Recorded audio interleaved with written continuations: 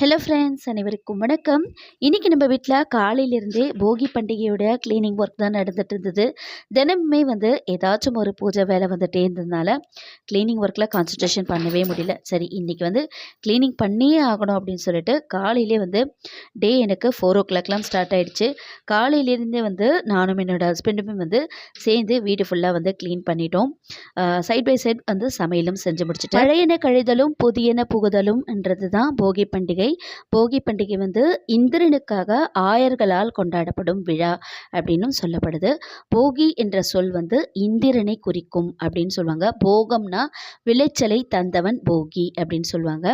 பொங்கல் பண்டிகை 4 நாள் வரும் இல்லையா, அந்த மார்கழி கடைசி நாளை தான் நம்ம போகி பண்டிகை கொண்டாடுறோம். நாம எப்படி பழைசெல்லாம் தூக்கி எரிய வைக்கிறோமோ அதே மாதிரி நம்ம மனசுல நமக்கு பிடிக்காத எண்ணங்களை எரிய வச்சுட்டு புதியதான வாழ்க்கையை தொடங்கலாம். ஹாப்பி போகி. பபாய்.